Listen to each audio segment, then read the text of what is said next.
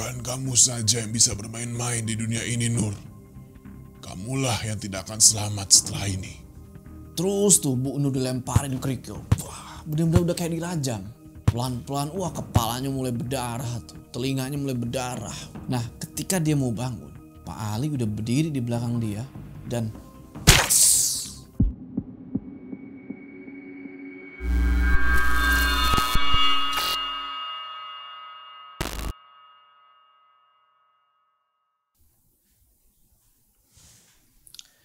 ya, assalamualaikum teman-teman, balik lagi sama gua Jo. Apa kabar kalian semua?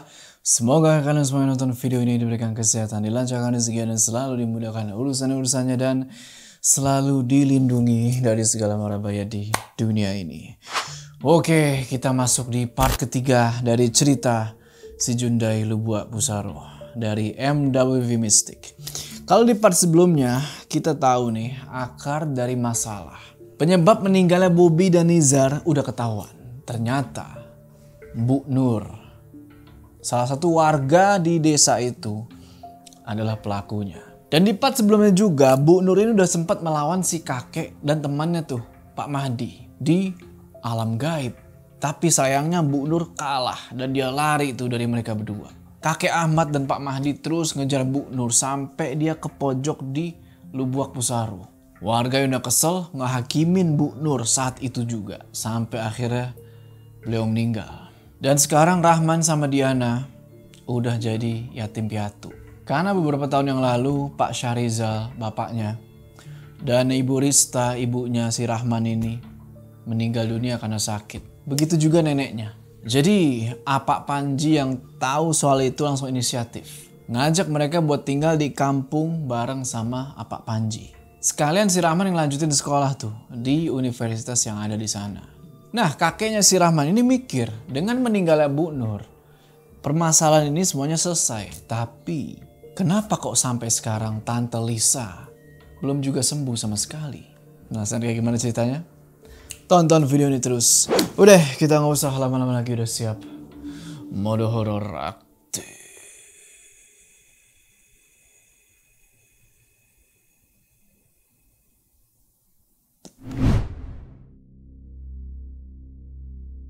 Dulu di jalan ini abang muntah loh dek pas pulang pertama kali. Oh iya bang, kok bisa? Ya, abang dulu gak kuat kalau jalan belok-belok. Untung ibu waktu itu bawain kantong plastik. Jadinya... itu ada monyet dek. Rahman yang ngeliat Diana udah mulai sedih tuh karena ngomongin soal ibunya tadi. Langsung coba buat ngalihin perhatian. Dia bilang aja tuh, ada monyet. Dia nunjuk ke arah kaca mobil travel nih yang lewat. Emang di luar sana itu, waktu itu ya ada beberapa monyet. Atau biasa masyarakat Minang itu sebut barua. Bahasa Indonesia itu beruk. Singkat cerita, mereka bertiga, Pak Panji, Rahman, sama Diana, tiba nih di rumah kakek Ahmad. Kakeknya Rahman. Waktu itu, gak ada sama sekali sambutan. Gak kayak dulu, waktu lebaran. Rahman sekeluarga datang ke rumah itu. Kali ini bener-bener sepi. Cuma pas turun travel, Rahman ngeliat ada beberapa orang yang duduk di teras rumah itu. Ada kakeknya Rahman, si kakek Ahmad itu, sama istrinya Pak Panji itu, Tante Rina. Terus di pangkuannya Tante Rina itu ada anak kecil. Ternyata itu adalah adiknya mendiang Nizar. Dia ini lahir 2 tahun setelah kejadian itu. Dan sekarang umurnya udah hampir 8 tahun. Nama adiknya Nizar itu adalah Sinta. Habis itu Rahman jalan ke arah rumah itu sambil nenteng koper 2 nih gede-gede. Rahman jalan sambil agak sedikit pincang tuh. Karena kalau kalian ingat kenapa dia bisa pincang? Kakinya Rahman itu kan ngelengkung. Nah di situ si kakek langsung berdiri. Ngebantuin Rahman buat ngebawa koper itu masuk ke dalam rumah. Rahman langsung cium tangannya si kakek tuh. Sambil gak lupa bilang assalamualaikum kek. Langsung dijawab sama kakeknya Rahman kan. Waalaikumsalam, ayo masuk, jauh perjalanan. Dan mereka ngobrol-ngobrol satu sama lain. Tante Rina juga bilang, ayo masuk aja Rahman. Itu ada kamar bekas ayah, bisa dipakai buat Rahman sama Diana. Ya udah, si Rahman bawa itu koper-koper kan masuk ke dalam rumah. Nah di dalam rumah ternyata ada orang lain. Laki-laki lagi ngerokok gitu kan. Lagi nonton televisi, munggungin atau ngebelakangin pintu masuk. Pelan-pelan Rahman jalan tuh ngelewatin ini orang lagi nonton TV kan. Sambil Assalamualaikum. Tapi ini orang gak jawab. Dia tetep itu ngerokok sambil nonton TV. Rahman coba lihat lagi kan, ini siapa sih orang? Oh ternyata orang yang lagi nonton TV ini adalah Pak Ali. Di situ Rahman bilang, Pak, Rahman sudah sampai.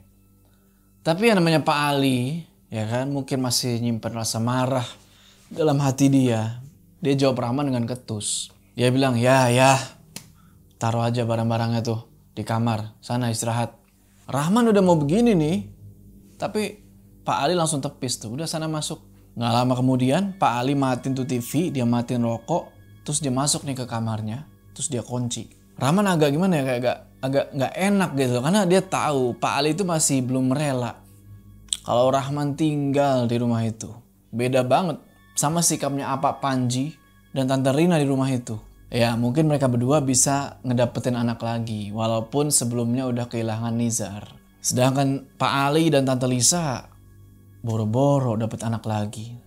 Keadaan Tante Lisa aja begitu. Rahman bawa tuh barang-barang dia masuk ke dalam kamar yang kurang lebih 10 tahun yang lalu pernah dia tidurin. Diana ngikutin tuh dari belakang masuk ke kamar yang sama. Kamar itu belum jauh berubah. Cuma langit-langitnya sekarang udah agak rusak tuh. Udah ada yang hitam-hitam tuh, bolong-bolong. Diana ngeliatin tuh kan satu persatu foto yang ada di dalam kamar itu. Terus matanya ini terpaku sama satu foto jadul. Foto pernikahan lawas. Dia tatap lama-lama itu foto kan. Di foto itu ada sepasang pengantin. Pakai baju berwarna merah. Mukanya pada kayak senyum kaku gitu, gimana sih? Kayak canggung di foto. Rahman yang ngeliat si Diana kayak begitu, bilang ke adiknya kan, Diana tahu itu siapa? Diana jawab, ayah sama ibu. Ya. Ibu cantik kan? Iya kak, kata Diana. Habis dari situ mereka buka tuh koper. Mereka keluarin isinya, kardus-kardus juga mereka keluarin. Dan habis itu mereka susun lah tuh baju-baju yang mereka bawa di lemari. Sekalian sama foto-foto yang emang sengaja udah mereka bawa. Mereka pajang juga tuh di atas meja. Nah, singkat cerita, sore harinya mereka mau mandi. Sekarang rumah kakeknya Rahman ini udah punya kamar mandi di dalam. Cuma airnya agak seret nih. Kadang nggak ada, kadang ada. Terus ketika Rahman ini mau mandi, dia ngelihat ada satu ember cat yang udah penuh isi air. Nah, Rahman dalam pikirannya bilang nih kan, mungkin pakai air itu kali mandinya. Ya udah dia ambil anduk nih.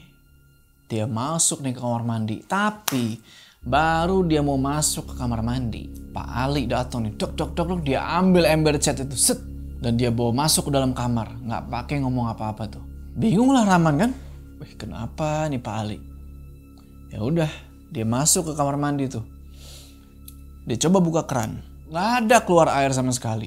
Ya udahlah, karena nggak ada air, terpaksa Rahman ini mutusin buat mandi di luar rumah tuh, di sungai. Untungnya sungai ini persis ada di depan rumah. Rahman jalanlah ke sungai itu kan, sambil bawa peralatan mandi. Nah, ketika Rahman ngelewatin kamar depan, nggak sengaja dia nggak denger suara nih. Dari dalam kamar depan itu, yang dimana itu adalah kamarnya si kakeknya Rahman, kakek Ahmad. Suaranya pelan tuh, kayak gini suaranya. Siapa itu di luar, Bang? Si Panji sama anaknya. Rahman kaget tuh, karena ternyata selama 10 tahun ini ayahnya Rahman itu nggak pernah ngabarin keadaan Tante Lisa ke dia. Tapi ngedenger dari obrolan di dalam kamar itu, Tante Lisa ini kayaknya udah membaik. Awalnya mikir gitu kan, sampai akhirnya Rahman ini ngedenger lagi ada suara. Bobby belum pulang, Bang. Udah mau sore. Sudah, dia sekarang di musola, mau ngaji. Di situ pikiran Rahman udah beda lagi. Yang awalnya dia kira Tante Lisa udah normal, ternyata belum. Ternyata Tante Lisa masih belum bisa merelakan kepergian Bobby. Dan Pak Ali juga sepertinya kayak nutup-nutupin gitu loh. Kayak Seakan-akan tuh Bobby masih hidup. Singkat cerita, sekarang Rahman udah ada di rumah kakek. Selama kurang lebih 1 bulan lah tuh, semenjak dia pindah ke situ. Dan selama itu juga Pak Ali masih aja tuh kayak yang jutek, gak mau ngobrol. Bahkan tatap muka pun gak mau sama Rahman. Bahkan sama Diana pun juga begitu. Pak Ali ini seakan-akan menghindar dari mereka berdua. Dan Rahman juga Diana gak pernah tuh diizinin buat masuk ke dalam kamar si kakek yang sekarang ditempatin sama Pak Ali dan Tante Lisa. Pintunya itu selalu ditutup dan dikunci. Sampai-sampai Pak Ali ini kalau sebelum keluar kamar pasti kayak nengok kanan kiri dulu. Kayak buat mastiin gak ada orang nih yang bisa ngeliat ke dalam kamar itu sewaktu dia buka pintu. Kayak ada yang disembunyiin di dalam nih. Dan juga nih pernah ada satu momen yang janggal soal dari dalam kamar si kakek itu. Jadi waktu azan maghrib dan sampai subuh pagi tuh, dari dalam kamar itu kedengaran suara rekaman zikir yang terus aja tuh diulang-ulang dan volumenya itu kenceng banget. Dan di saat yang bersamaan Rahman juga sesekali nggak dengar suara teriakan itu kayak terus ganti lagi jadi ketawa kayak Awalnya setiap ngedenger itu Rahman pasti keluar buat ngecek keadaan. Dia pikir Tante Lisa atau Pak Ali pasti ngebutin bantuan. Tapi Pak Panji yang waktu itu ada di ruang tengah ngasih kode ke Rahman. Kode kayak buat dah biarin aja, biarin. Gak usah ikut-ikutan. Nah dari situlah Rahman tahu kalau hal seperti itu ternyata udah biasa di situ.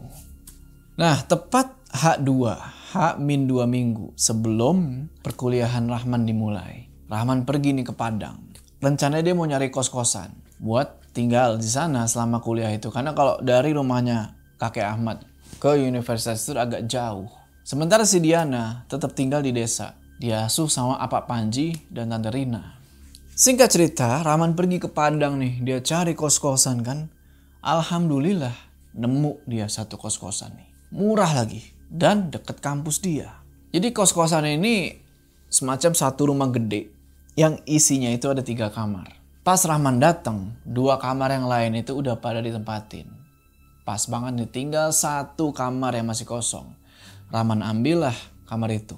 Nah berbekal bahasa Minang yang dulu dia pelajari dari percakapan ayah sama ibu dia, walaupun gak terlalu lancar, tapi dia cobalah buat berbaur sama penghuni kosan yang ada di situ. Nah di kos-kosan itu dia kenalan nih sama 2 penghuni lainnya. Sebut aja namanya Samsul, satu lagi namanya Ade. Mereka berdua ini adalah mahasiswa di Universitasnya Rahman. Cuma beda jurusan sama si Rahman waktu itu. Nah Samsul ini badannya gede coy. Ngomongnya juga bercanda mulu, cuma kasar bercandanya. Nah dia ini berasal dari daerah Tiku, sebuah daerah di sekitaran pantai di Kabupaten Agam. Sedangkan si Ade badannya itu tinggi, kurus, pakai kacamata. Dia ini berasal dari Pasaman dan Ade ini bisa dibilang cenderung pendiam. Tapi kalau diajak ngobrol ramah dan bahasanya itu sopan, halus. Nah dari penampilannya Rahman ini kayak bisa nyimpulin Ade ini kayaknya entah emang orang pinter gitu ya kutu buku atau dia ini wibu kali. Untungnya mereka bertiga ini akur-akur aja gitu. Meskipun mereka bertiga beda jurusan, tapi mereka bertiga ini masih bisa nyambung kalau ngobrol. Sepulang kuliah, mereka ini selalu ngumpul di ruang tengah. Ya sekedar ngobrol, entah main game atau makan bareng lah. Sampai akhirnya, mungkin karena Ade ini penasaran banget ya. Dia nanya lah ke Rahman. Man, maaf nih ya. Itu kakimu sudah dari lahir. Ini? Enggak. Aku kena pas pulang kampung dulu. Waktu masih SD. Aku ngeliat yang enggak-enggak di batang air. Dan akhirnya kakiku begini. Ya enggak gimana? Hantu? Kayaknya iya. Dia keganti itu. Tapi masih gerak-gerak. Kalau kata ayah sih, si Jundai namanya. Oh, si Jundai. Pernah dengar? Wah, berarti sampai sekarang yang kayak gitu masih ada di kampungmu, Man? Kayaknya enggak deh. Dukun yang praktekin itu udah meninggal beberapa bulan habis kejadian itu. Sekarang udah modern juga. Masa masih ada yang begituan?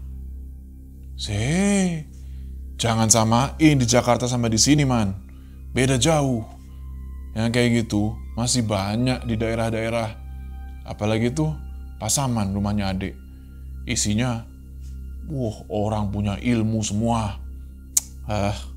Gak juga. Biasa aja kok, lebay. Aku sebenarnya beruntung.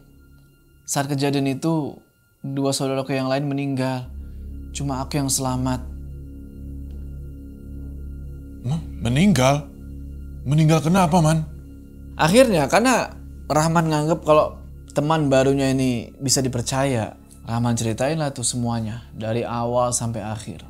Tentang si Bobby, Nizar, dan pengalaman Rahman sewaktu ada di Lubuk Pusaro. Nah, ngedengar ceritanya Rahman, mereka berdua ini antusias nih dengerin kan. Kayak yang tertarik banget gitu. Terlebih pas Rahman ini cerita soal keindahan Lubuk Pusaro dan apa yang terjadi sama jasadnya Nizar. Oke, selama 1 semester, Rahman ini ngelakuin perkuliahan kayak biasa. Walaupun ya nggak menonjol di antara yang lain ya. Biasa-biasa aja gitu. Tapi ya Rahman lumayan bisa ngikutin lah pembelajaran di universitas dia waktu itu. Selama 1 semester juga, Rahman ini nggak pulang-pulang untuk rumah kakek. Selain karena jarak lumayan jauh dan mesti ditempuh pakai travel. Nggak tahu kenapa, Rahman ini lebih suka tinggal di kos. Beda sama si Samsul dan adik. Kalau mereka berdua ini pulang tuh bisa 2 minggu sekali atau 1 bulan sekali. Tapi Rahman masih tetap kontek-kontekan tuh lewat HP kan sama si adiknya tuh Diana. Sama Pak Panji dan sama yang lainnya di kampung. Ya buat sekedar nanyain kabar atau ngasih tahu kalau duit bulanan udah diterima dan segala macem. Sampai akhirnya semester 1 selesai. Dan Rahman dapat jatah libur nih selama kurang lebih 2 minggu. Nah, karena libur gitu ya akhirnya Rahman mutusin buat pulang. Karena ngapain di kos selama 2 minggu itu kan gabut gak jelas, mendingan dia pulang. Kawasan di mana Rahman tinggal ngekos ini itu dihuni sama mayoritas mahasiswa-mahasiswa. Nah, si Ade nanya nih. Kamu pulang, man? Iya, rencananya lumayan 2 minggu aku pulang. Mau ngapain juga aku di sini? Sepi sendirian. Kirain kamu bakalan betah sendirian libur semester di kosan. Aku gak semenjadikan itu, woi.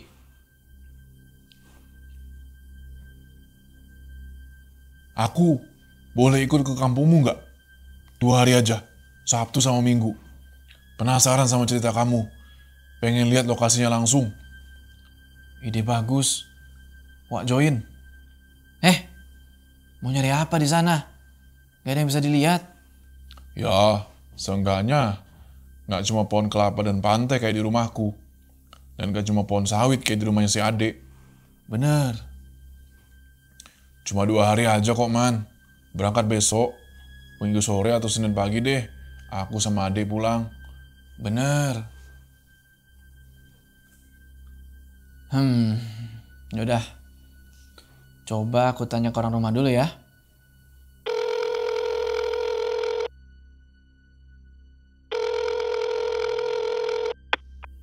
Halo, apa? Aku pulang sebentar lagi. Terus ini libur sekitar 2 minggu. Nah, 2 temanku, Ade sama Samsul mau ikut main ke kampung, boleh tidak? Kurang lebih 2 harian apa? Oh, boleh. Nanti teman-temanmu tidur di rumah Pak Ali aja. Kamarnya kan kosong. Nanti apa sama tante tidurnya di kamar kamu. Rumah Pak Ali sama Tante Lisa itu emang ada persis di samping rumahnya si kakek. Nah, biasanya yang ngisi itu adalah Pak Panji. Sementara Pak Ali sama istrinya itu tidur di kamarnya si kakek. Ya udah, abis itu Rahman tutup teleponnya, nggak lupa bilang terima kasih. Samsul sama Ade di belakang udah kayak antusias tuh kan nungguin kepastian nih boleh nggak ikut nih gitu kan. Tapi Rahman bilang di situ, seneng kan kalian? Udah sana, beresin barang kalian. Wah, Samsul sama Ade langsung kegirangan tuh. Nggak pakai lama dia langsung beres-beres tuh barang-barang dia dimasuk-masukin ke koper. Dan gak lupa, mereka bertiga beresin dulu tuh kos kan karena mau ditinggal lama.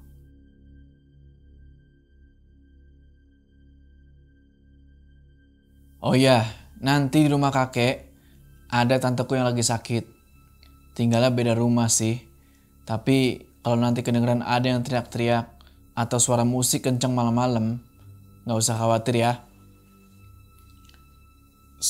Sakit apa tantemu? Nggak tahu. Udah lama juga dan nggak tahu apa masalahnya. Singkat cerita, siangnya mereka sampai nih di rumahnya si kakek. Dan waktu itu biasanya kan ada orang tuh yang sekedar duduk-duduk lah di teras. Nah waktu itu nggak ada orang. Rahman, Adik sama Samsul turun nih dari mobil travel. Wah, di situ Samsul langsung kayak, wih, sejuk banget nih man. Tapi Rahman bilang, wits, tunggu sampai kamu lihat batang air dan lu buat pusaronya. Terus mereka bertiga ngedekatlah ke rumahnya si kakek kan. Rahman ketok tuh pintunya. Tak tak tak. Assalamualaikum. Gak lama pintu dibukain tuh sama Tante Rina. Set. Langsung mereka bertiga cium tangan di situ. Tante Rina bilang, Oh, ini teman-temannya Rahman yang mau nginep. Ya tante, saya Samsul. Ini adik. Ah, orang Padang juga ya. Udah, naik ke rumah sebelah. Kamarnya udah disiapin Pak Panji. Pak Panjinya lagi nganter kakek. Diana lagi main ke rumah temennya tadi. kakek kemana tante? Lagi ke bidan. Badannya udah seminggu ini demam. Terus batuk-batuk juga. Oke lah kan. Ya udah, mereka bertiga masuk tuh sambil bawa barang-barang mereka ke rumahnya Pak Ali yang ada di sebelah. Pak sampai di situ, Rahman ngelihat udah ada satu karpet sama kasur dibentangin tuh di ruang tengah. Udahlah, mereka masuk terus mereka istirahat nih di ruang tengah itu. Sambil disuguhin es teh sama roti-roti warung lah sama Tante Rina. Selesai dari situ, karena ngerasa ngantuk dan kecapean di perjalanan, mereka bertiga mutusin buat tidur siang sebentar. Nah, Samsul tidur, Adik tidur, Rahman pun tidur. Di sini, Rahman dapat mimpi aneh. Yang dimana Sinta, anaknya Apak Panji dan Tante Rina, itu lagi ada di pusaran air. Sambil teriak-teriak tuh, manggil-manggil namanya si Rahman. Cuma di mimpi itu, Rahman ini gak bisa nolong Sinta. Karena posisinya Rahman ini ada di atas tebing. Sementara Sinta itu ada di bawah. Gak lama dari situ, tiba-tiba dari pusaran air itu muncul satu sosok perempuan. Tinggi, gede, rambutnya panjang, mukanya pucat, matanya hitam, lidahnya itu panjang banget ngejulur sampai perut. Ini sosok muncul tepat di belakangnya Sinta. Dan tangannya itu megang kepala Sinta. Terus kepalanya Sinta dibenamin ke dalam pusaran air. Dari situ, Rahman langsung kebangun. Badan dia udah keringetan tuh semua. Gak tahu apa, karena mimpi buruk itu atau karena rumah ini emang gerah. Karena gak ada kipas angin, cuma dia ngerasa kayak langsung kayak ngos-ngosan di situ. Cuma pas Rahman lihat ke Adik sama Samsul nih kan, ini orang tidur nyenyak banget dan gak keringetan sama sekali. Habis itu Rahman mutusin buat keluar rumah nih. Dan dia lihat ternyata udah sore. Habis itu dia jalan nih ke rumahnya si kakek. Dan dia ketemu nih sama si Diana yang ternyata udah pulang. Karena ngeliat abangnya, wah Diana seneng tuh kan. Langsung cium tangan dan mereka berdua ngobrol-ngobrol lah sore itu. Selesai ngobrol-ngobrol ngelepas kangen, Rahman balik nih ke rumahnya Pak Ali. Balik ke Samsul sama Adik yang lagi tidur. Nah ini orang dua udah sore begitu ternyata masih pada tidur. Ya udah Rahman bangunin lah kan, woi bangun, udah sore. Sana mandi. Udah tuh mereka kan ngulet gitu kan. Bangunlah mereka berdua. Adik duduk tuh gede bengong ya. Sambil ngumpulin nyawa. Sementara Samsul gak pakai ngomong apa-apa, dia kayak orang kayak zombie gitu. Jalan ke arah tasnya dia buat ngambil alat-alat mandi. Nah Rahman bilang, iya, mandinya di kamar mandi aja ya. Ke batang airnya besok aja. Tanggung man, takutnya besok hujan. Mumpung belum sore-sore banget nih. Nah Rahman disitu mikir kan, ya juga sih belum sore-sore banget. Ya udahlah ayo gitu. Mereka bertiga jalan tuh, ngelewatin pemukiman penduduk. Sambil Rahman coba buat nginget-nginget tuh jalan yang dulu ditunjukin sama Bobby dan Nizar. Nah gak tahu kenapa selama perjalanan menuju ke batang air ini, Rahman keinget. Seakan-akan muncul sosok Bobby nih di depan dia. Lagi nunjukin jalan. Dan di belakang dia ada Nizar. Yang ngikutin aja tuh sambil ngegendong boneka.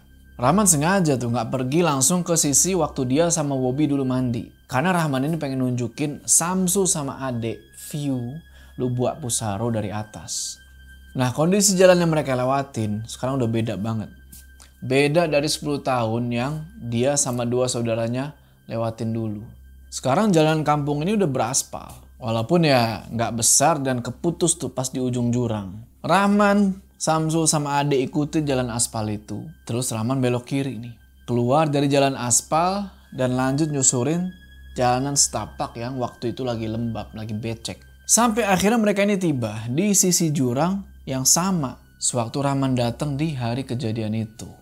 Di situ Rahman bilang, "Selamat datang di batang air Lubuk Pusaro."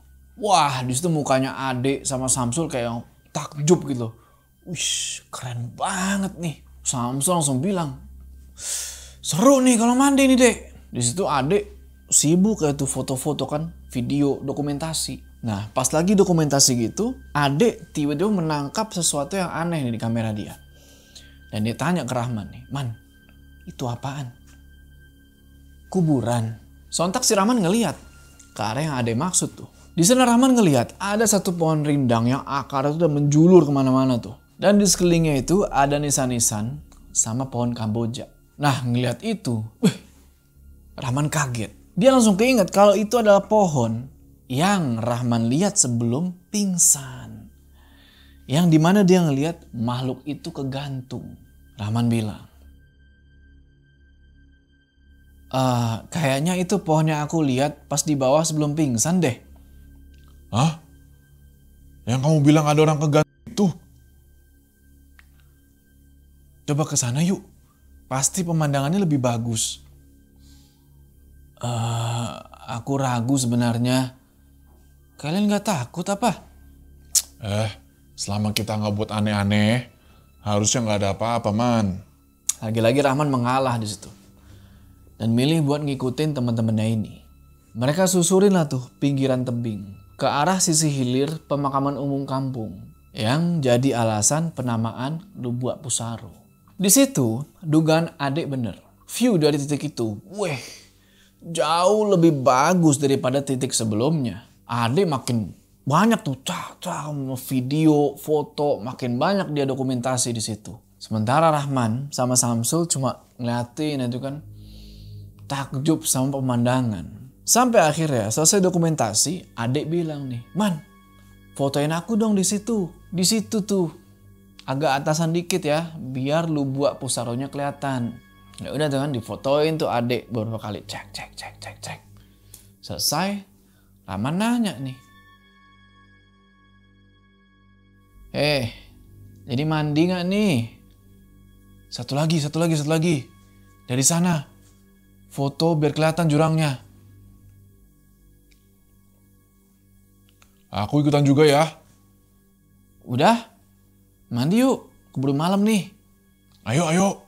Samsul ngomong sambil turun dari batu yang dinaikin buat foto-foto barusan tuh. Nah, pas lagi berusaha buat turun, tiba-tiba dia sadar. Batu yang dia naikin barusan, ternyata ada bekas pahatan yang ketutup sama lumut. Nah, si Samsul ini jongkok kan. Dia ngeliatin batu itu. Ternyata itu kayak batu nisan. Kaget lah Samsul kan. Dari tadi aku berdiri atas nisan. Astagfirullah.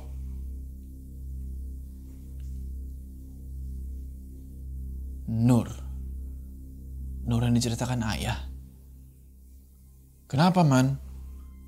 Enggak, yuk mandi, keburu malam. Selesai dari situ, mereka balik nyusurin tebing tuh sampai ke lokasi tempat Rahman sama Bobby mandi waktu itu. Nah, itu lokasi nggak banyak berubah, masih sama kayak dulu. Cuma ya emang sedikit dalam, dan sekarang dulu kalau ada warga-warga suka nyuci di situ, sekarang udah nggak ada. Karena warga itu udah nggak ada yang berani lagi nyuci atau mandi sebenarnya di situ. Ditambah juga mereka ya sekarang udah punya WC masing-masing di rumah, jadi nggak perlu repot-repot ke sungai. Beda nih sama Rahman, Samsul dan Ade, namanya anak muda gitu ya. Jiwa penasarannya tinggi. Nggak lama mereka sampai, mereka langsung buka baju tuh. Terus mereka mandi tuh di kawasan batang air. Samsul sama Ade mandi tuh, jebar. Wah, kelihatan seneng banget gitu loh. Tapi Rahman di situ ngerasa ada yang aneh. Di situ dia jadi kebayang lagi kejadian puluhan tahun yang lalu, di mana dia mandi di situ. Terus saudara-saudara dia meninggal. Sampai-sampai Rahman terus itu ngeliatin kan batu besar tempat di mana dulu dia sama Bobby duduk. Habis itu Rahman perhatiin tuh kan temen-temennya seneng banget kayak gak ada beban gitu. Wah, pokoknya kayak happy banget. Seger banget. Dingin. Woi, sini berenang. Ngapain ngambang gitu kayak tai? Kamu aja, harusnya kuat. Aku gak bisa berenang. Nah, bilang aja kamu takut si Junda yang dibilangin Rahman kan? Masa orang Pasaman takut? Woi, kalau ngomong dijaga Sul. Tempat begini ngomongnya jangan sembarangan. Apaan sih? Samsul terus saya tuh ketawa-ketawa sambil berenang. Rahman di sini langsung nyeburin diri tuh ke dalam air buat gabung sama mereka berdua. Tapi lagi-lagi Rahman ini ngerasa nggak tenang. Nggak tahu kenapa kayak ada mata yang ngawasin gerak-gerik mereka. Tapi Rahman nggak tahu posisinya ada di mana. Singkat cerita mereka mandi nih selama kurang lebih ada kali setengah jam. Sampai sayup-sayup kedengeran tuh suara pengajian dari masjid. Nandain kalau sebentar lagi udah mau azan maghrib. Ya udah mereka langsung kemas-kemas tuh. Mereka naik dari sungai, mereka rapi-rapi, dan mereka siap-siap buat jalan balik ke rumah. Nah, di sini adik bilang, asik juga ya. Gak yang seserem diceritain Rahman ternyata. Besok pagi nyoba mandi di Lubuk Pusaro yuk. Sul, tadi semangat banget. Kok sekarang lemes gitu? Lihat besok ya. Badanku kurang enak rasanya. Dari situ Rahman langsung ngeliat ke arah Samsul kan. Wih, kenapa nih anak nih? Yang jadi tadi happy, tahu-tahu lemes. Samsul ini sekarang mukanya agak pucet. Pandangannya kosong. Tapi Rahman coba buat mikir positif ya. Mungkin si Samsul ini kelamaan kali mandinya tuh. Sampai kecapean dia. Singkat cerita, sampailah mereka bertiga ini di rumahnya Pak Ali lagi. Tempat yang mereka jadiin tempat buat nginep. Di situ mereka semua langsung ganti baju dan balik lagi ke ruang tengah tuh ngumpul. Tapi Samsul nggak tahu kenapa masih sama kayak tadi. Diem aja sekarang kan. Mukanya masih pucet tuh. Ditanya sama Rahman kan, Sul, kamu sakit? Tapi Samsul malah bilang, Man, aku boleh minta air anget gak? Aku kayaknya berasa dingin banget ini. Rahman langsung minta air panas tuh kan ke rumah sebelah. Ke rumahnya si kakek. Habis itu dibuatin lah teh hangat nih. Setelah dibikinin teh hangat, Samsul minum lah itu teh kan. Dan di situ dia langsung izin buat tidur duluan. Setelah Rahman kasih juga tuh obat penurun panas. Karena emang ketika Rahman pegang, panas badannya si Samsul. Rahman iyain aja tuh, biarnya dia tidur. Nanti bakal dibangunin kalau pas waktu makan malam. Nah, sementara si Samsul tidur, Rahman ngobrol-ngobrol nih sama adik di atas kasur mereka masing-masing. Ngobrol-ngobrol sampai tiba-tiba kedengaran suara dari pintu.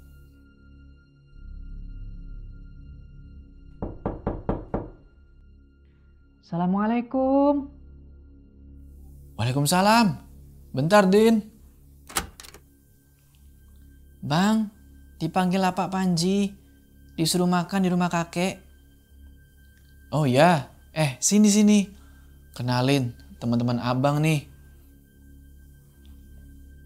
Dek, kenalin nih adikku Diana.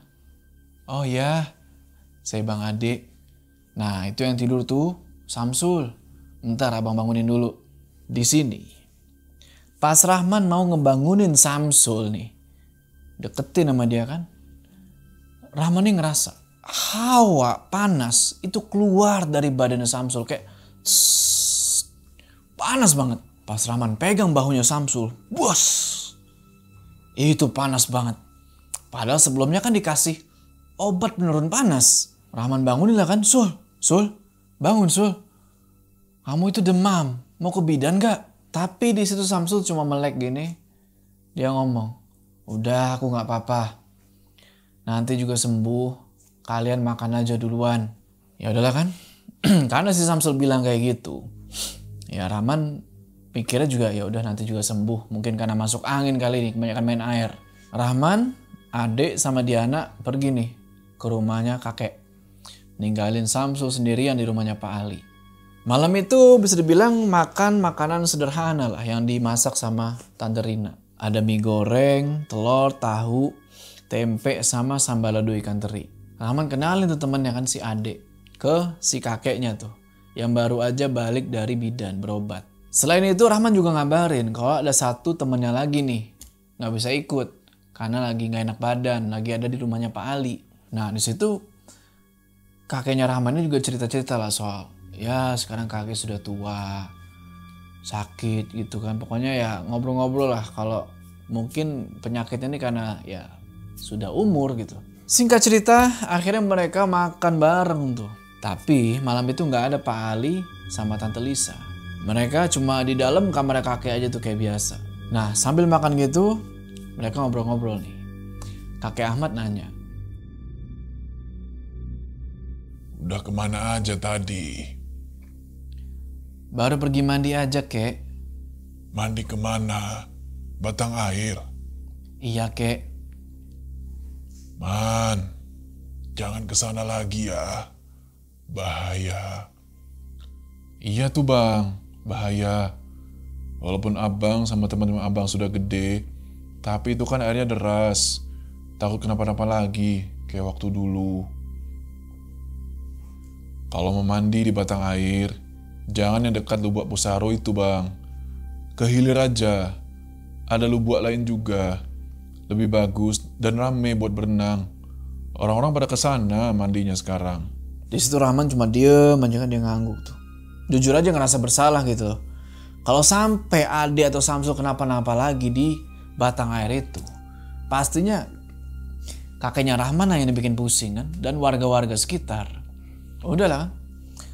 Habis ngobrol-ngobrol gitu, mereka terusin tuh makan malam kan. Makan sampai tiba-tiba ada yang teriak. Ah, pergi kamu. Astagfirullah. Ali, suara apa itu, Li? Bang, kenapa di dalam, Bang? Lina, cari kunci kamar Bapak. Tante Rina langsung cari kunci cadangan tuh buat ke kamarnya si kakek. Untungnya ditemuin nih kunci kan, dan gak pakai lama itu kunci langsung dikasih ke Pak Panji buat ngebuka pintu itu kamar. Rahman di situ juga berdiri di depan pintu buat ngelihat keadaan di dalam yang selama ini belum pernah dia lihat tuh. Nah, pas pintu dibuka, wah, mereka semua ini nyium bau lembab, anyir, wah, kenceng banget di situ.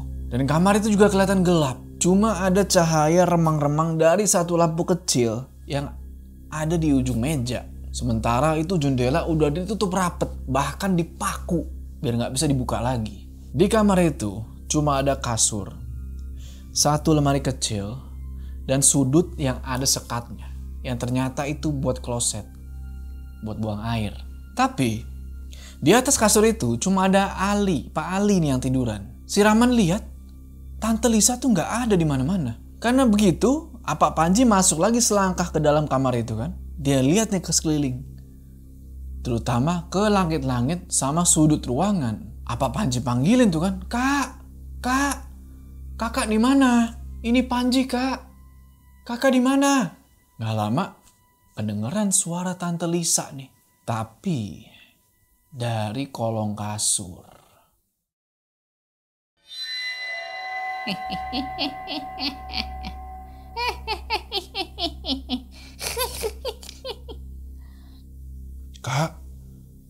Kakak ngapain di sana?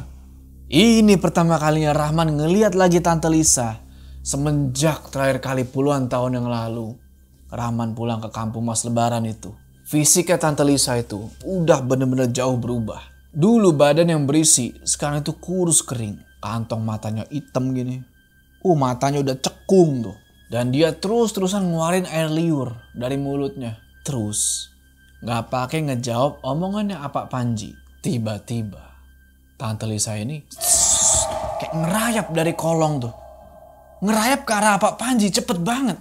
Terus dia pergi ke arah pintu.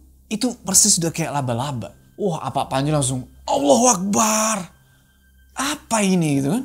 Pak Panji langsung keluar dari kamar. Dia tutup itu pintu. Dan gak lama dari dalam digedor-gedor tuh. Di situ langsung speechless semuanya. Pak Panji, Tante Rina, Kakek Ahmad sama si Rahman tuh cuma saling pandang-pandangan satu sama lain. Dan timbul pertanyaan nih. Kenapa Pak Ali dia manja? Terus gimana sekarang caranya supaya mereka bisa masuk? Tapi Tante Lisa gak bisa keluar. Bingung nih kan. Tapi emang ini udah malam. Dan menurut laporannya bapaknya Rahman kan. Setiap malam Tante Lisa ini bakal lebih parah aktivitasnya.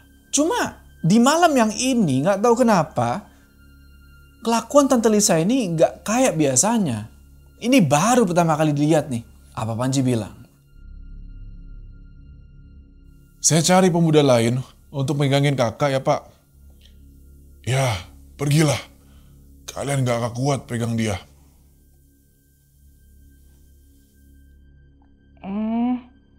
Bobby udah pulang. Lama banget di suraunya, Bob. Ayahmu lagi tidur tuh. Bobby udah makan. Iya, Bu. Guru ngajinya lama. semua orang yang ada di ruangan tengah itu kaget. Karena tiba-tiba mereka ini dengar ada suara anak kecil dari dalam kamar si kakek. Kedengeran, Rahman nggak denger itu suara persis kayak suaranya Bobby. Sewaktu dulu itu loh, puluhan tahun. Nggak lama dari situ, kedengeran lagi suara.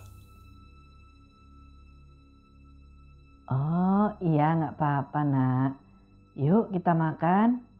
Di situ, mereka yang ada di ruangan tengah ngedenger kayak ada suara orang ngunyah sesuatu. Jadi kayak suara orang ngunyah, terus nangis tuh kayak, terus balik ngunyah lagi tuh kayak. Nah, Rahman penasaran bukan main nih. Dia pengen banget buka ini pintu. Cuma tiba-tiba Pak Panji muncul nih sama dua orang pemuda. Dan Pak Panji langsung minta buat kedua laki-laki ini siap-siap buat nahan badannya Tante Lisa. Sementara Rahman sama adek nanti dimintai tolong buat narik badannya Pak Ali yang dicurigai lagi pingsan tuh, lagi gak sadar.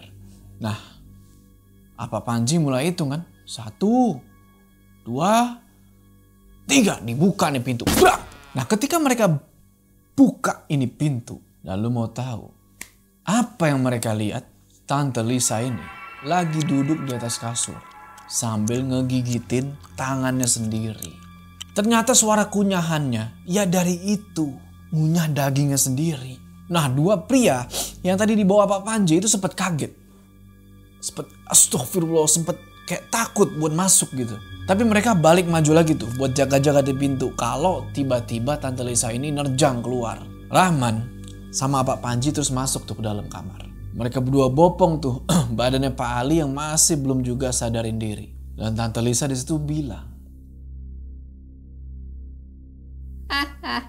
Lihat Bob, ayah dibawa juga sama Panji. Jahat om kamu Bob. Untungnya Tante Lisa nggak berontak sama sekali di situ dan tetap di posisinya sampai Pak Ali berhasil dievakuasi nih. Pak Ali dibawa nih ke ruang tengah. Rahman ngeliat ada luka lebam tuh di kepalanya Pak Ali. Ya mungkin karena benturan keras tadi. Tapi mereka ya bisa lega lah. Karena ternyata Pak Ali ini masih nafas. Habis itu Tante Rina nyoba nih buat nyadarin Pak Ali. Dikasihlah nih minyak kayu putih, ditempelin tuh di hidungnya Pak Ali. Ditambah kakek Ahmad juga langsung tuh ngebacain ayat-ayat Al-Quran. Sambil beliau juga sendiri nahan sakit gitu. Tapi Pas mereka semua ini lagi sibuk ngurusin Pak Ali, tiba-tiba dari luar kedengeran nih. Suara teriakan. Suaranya Samsul.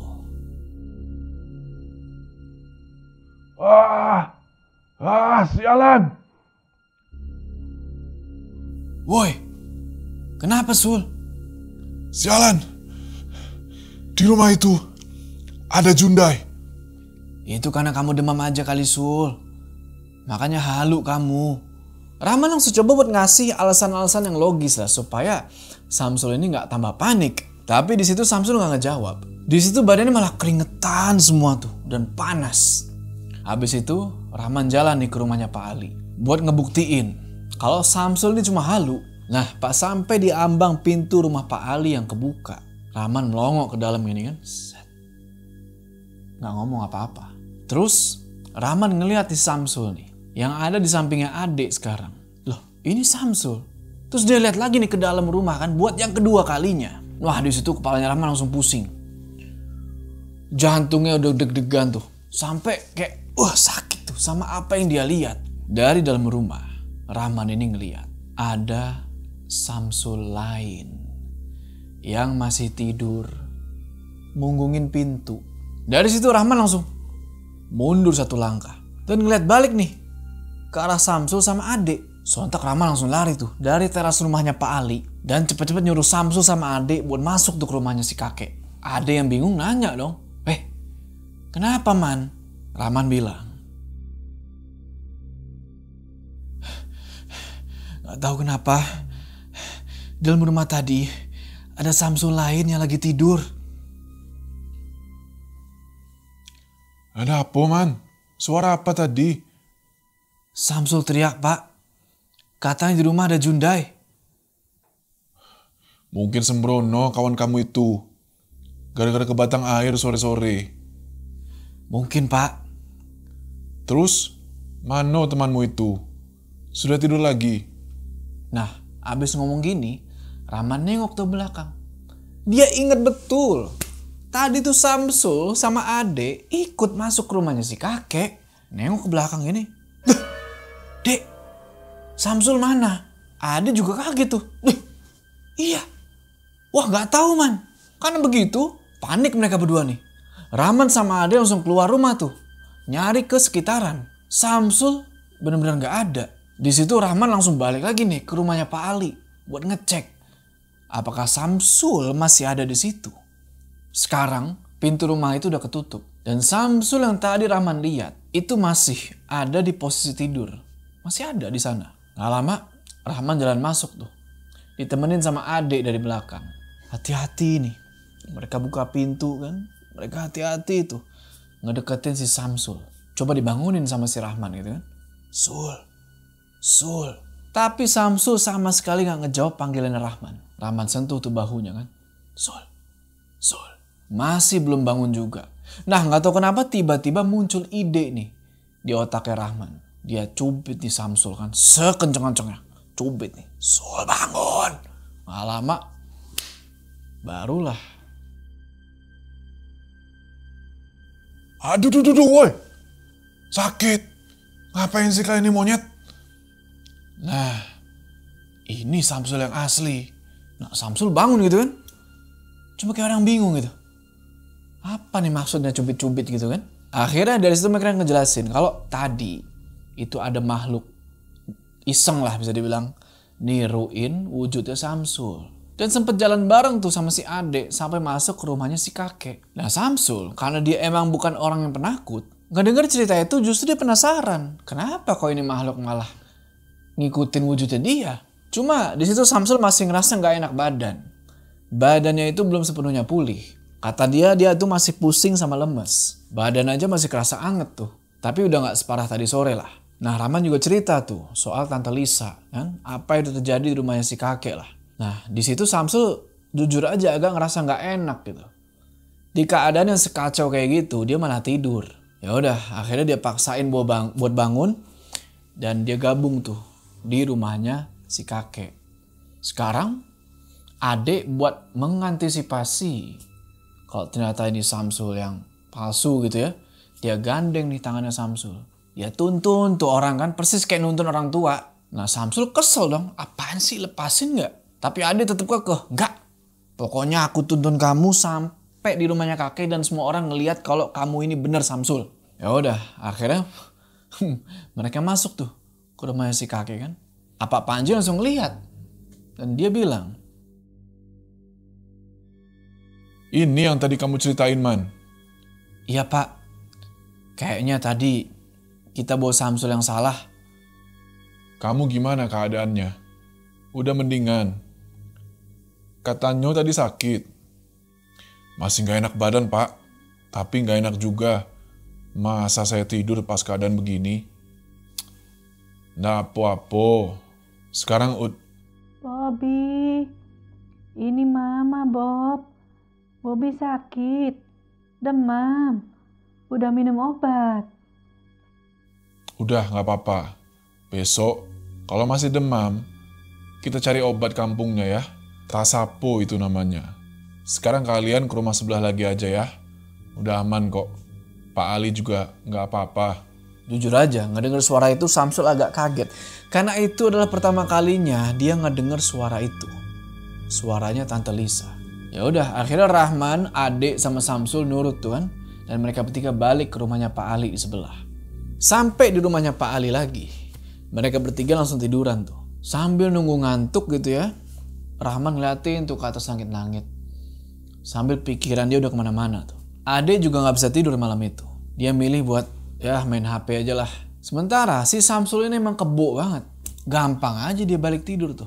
Tapi tiba-tiba si Ade ini yang lagi main HP teriak, "Astagfirullah, Man, apa ini?" Si Ade ngomong gitu sambil nunjukin foto. Fotonya si Rahman di bibir tebing Lubuk Pusaro tuh. Rahman perhatiin tuh foto kan. Dia belum nemuin hal yang aneh di situ. Terus Ade tunjukin lah apa yang aneh kan. Dia tunjuk tuh ke objek yang muncul di sudut kiri foto. Tepat di atas kepalanya Samsul. Itu ada sepasang kaki kecil yang ngegantung di atas pohon. Kaki? Iya. Aku gak salah lihat kan? Itu kaki. Tapi cuma ada satu foto itu aja. Kan? Emang cuma di foto itu. Anehnya, ketika Ade mau buka foto yang ada kaki tadi, tiba-tiba HP dia mati. Cep. Wah, Ade jadi bingung dong. Wah, ini HP gue kenapa rusak kah? Padahal sebelumnya nggak ada masalah. Baterai masih banyak. Di situ dia nyoba tuh kan buat ngidupin HP-nya tuh berkali-kali. Cuma sialah gagal terus. Akhirnya Ade colokin nih HP-nya ke casan kan. Cep. Nyala. Cuma anehnya, ketika Ade coba cari foto itu lagi, fotonya udah nggak ada. Rahman coba buat nenangin si Ade itu kan. Udahlah Dek, bagus kalau foto itu hilang. Biar kita nggak kepikiran terus. Biar nggak trauma kita. Udahlah yuk tidur. Pas malamnya, Rahman sama Ade baru tidur tuh. Nah Rahman di situ bisa dibilang lumayan nyenyak lah tidurnya. Karena udara juga dingin kan. Tapi lagi enak-enaknya tidur, ada yang mengganggu dia nih. Tiba-tiba kedengeran suara pintu kebuka. Rahman yang udah kebangun nih kan, setengah sadar gitu, dia buka satu mata begini nih. Bener, dia ngelihat itu ada pintu kebuka. Pintu yang kebuka itu adalah pintu kamar yang selama ini dia nggak pakai. Mereka nggak pakai, karena kan mereka bertiga ini tidur di ruang tengah. Pintu itu kebuka cukup lebar, seakan-akan kayak ada angin yang niup dari dalam. Dan gak lama kemudian, Rahman ini juga ngedengar.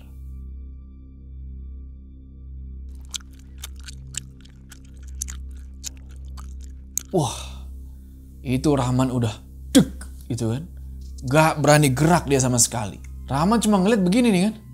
Pakai mata kiri dia. Dan suara orang ngunyah tadi itu kedengeran lumayan lama. Terus tiba-tiba Rahman ini ngeliat ada sosok perempuan melayang. Pakai gaun warna putih. Mukanya pucat. Keluar dari ruangan itu. Gak ada suaranya sama sekali. Sosok itu melayang dari kamar itu, ngelewatin ruang tengah, dan keluar lewat pintu depan yang ketutup. Habis itu Rahman gerakin tuh kaki dia kan. Dia tendang-tendang tuh si Ade kan. Dek, bangun dek. Sampai akhirnya adik bangun dan dia kesel juga. Apa sih man gitu kan. Rahman bilang lah tuh, "Dek, udah bangun belum?" Adik jawab, "Belum." Rahman cerita lah, "Dek, tadi ada orang masuk rumah. Cewek." "Jangan bercanda. Orang beneran bukan?" "Aku gak tahu. Tapi gak mungkin ada orang bisa nembus pintu dan jalannya melayang." "Kamu berani cek keluar?" "Berani. Tapi kita berdua ya." "Kalau gitu bertiga. Bangunin Samsul juga." Rahman langsung pindah posisi tuh. Karena kan Rahman di tengah nih. Diapit sama Ade dan Samsul. Dia langsung ngadep ke Samsul kan. Baru aja dia mau ngebangunin Samsul nih. Tiba-tiba pintu depan kedengeran ada suara. Ade di situ langsung kaget lah. Tapi waktu itu mereka berdua berusaha buat gak ngeluarin suara apapun. Habis ngedenger itu suara, Rahman ngasih kode nih ke Ade kan pakai kepala dia. Jangan dibuka. Cuma itu suara ketokan dari luar terus aja tuh. Tok, tok, tok, tok. Kedengeran sama mereka berdua. Sampai akhirnya suara ketokan itu berhenti. Dan mereka bertiga ngedenger suara obrolan dari luar. Nanti aja kali ya. Si Rahman masih tidur kayaknya. Iyo bang. Masa anak-anak jam segini iseng mukulin pintu sih man?